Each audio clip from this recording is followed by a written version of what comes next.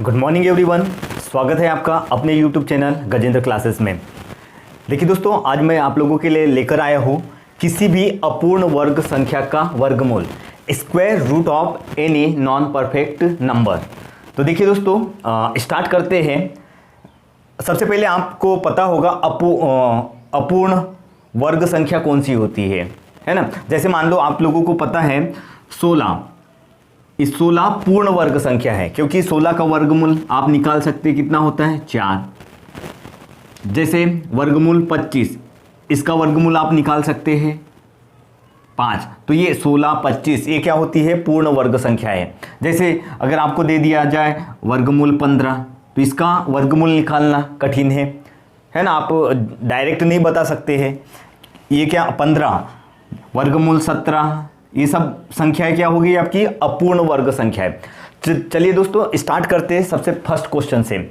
देखिए पहला क्वेश्चन है, जैसे वर्गमूल 8, ये भी आपका है अपूर्ण वर्ग संख्या। तो इसका वर्गमूल कैसे निकालते हैं, तो देखिए दोस्तों, वर्गमूल 8 जैसे जैसे मैं आपको बताते जा रहा हूँ, आप वैसे वैसे सोचते जाइए और आप बनाते जाइए, अगर आपको नहीं आता है तो चलिए दोस्तों स्टार्ट करते हैं। ये लिखा हुआ है आपके सामने वर्गमूल 8। तो इसके लिए देखिए, ये जो 8 है, वर्गमूल के अंदर 8 लिखा है दोस्तों, तो 8 को किस संख्या के मतलब किस संख्या के वर्ग के करीब है। जैसे किस संख्या, 9 का वर्गमूल आपका 3 होता है, मतलब ये कौन सी संख्या के वर्गमूल के करीब है। तो 9 का वर्गमूल कितना होता है, 3।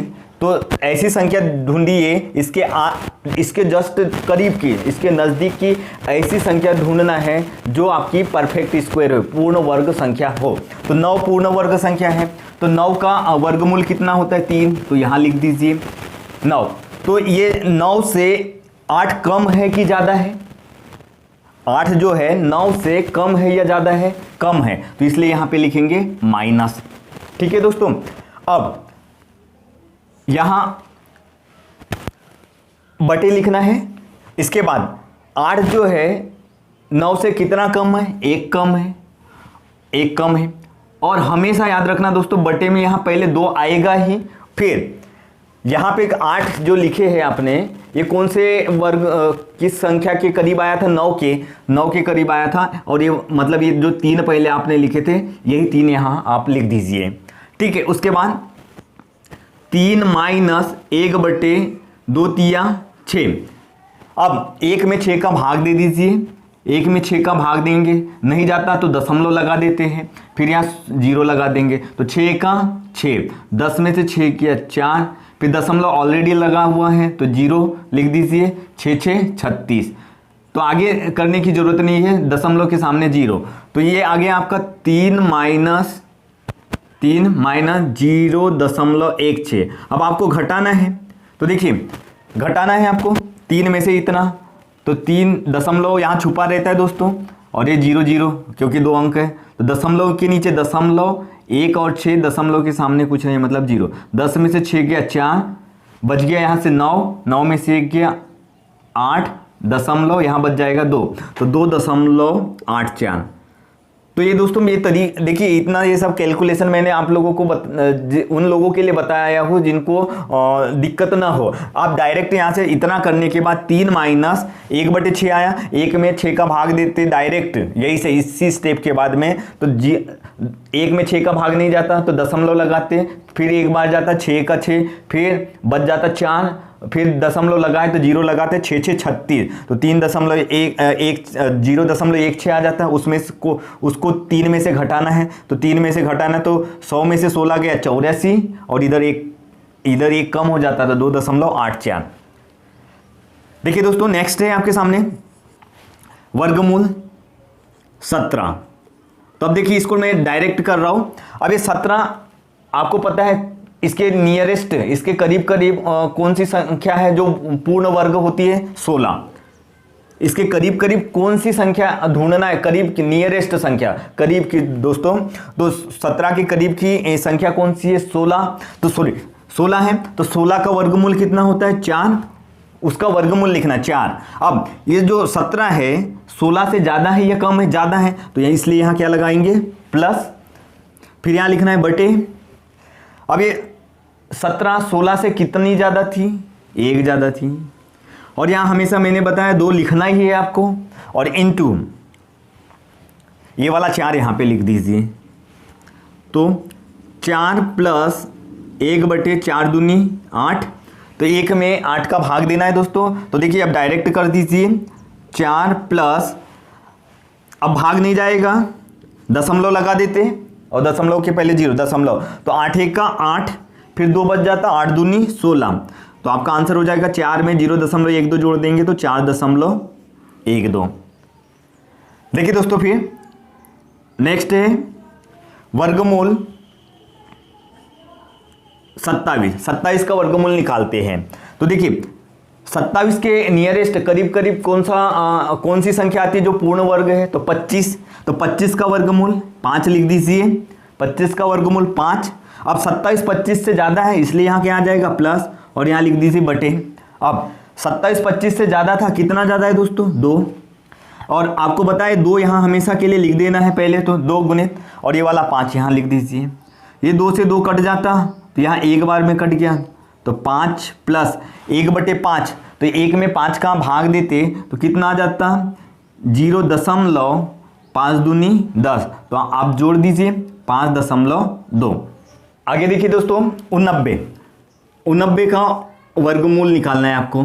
तो देखिए 89 या तो 89 इसके आजू बाजू का पूर्ण वर्ग संख्या कौन सी है, या तो 81 लेंगे या तो 100 लेंगे, ठीक है। तो हम लोग ले रहे हैं 81। तो 81 का वर्गमूल कितना होता है 9, 81 का वर्गमूल 9, 81 का वर्गमूल 9, और 89 81 से ज़्यादा है या कम है, ज़्यादा है, इसलिए यहाँ क्या लिख देंगे प्लस। कितना ज़्यादा है 81 से 89, 8 ज़्यादा है दोस्तों। 89 माइनस 81 करेंगे तो 8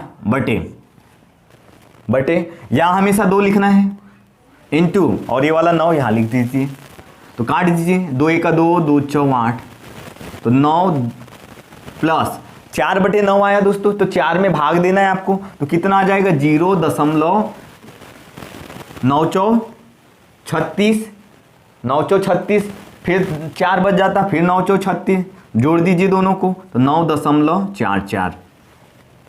नेक्स्ट देखिए दोस्तों वर्गमूल 114, ये भी आपकी नॉन परफेक्ट वर्ग इस नंबर है, अपूर्ण वर्ग संख्या। तो देखिए 114, तो इसके आजू बाजू का पूर्ण वर्ग संख्या कौन सी, या तो 100 लेंगे या तो 121। तो मैं ले रहा हूं 121। तो 121 का वर्गमूल कितना होता है 11।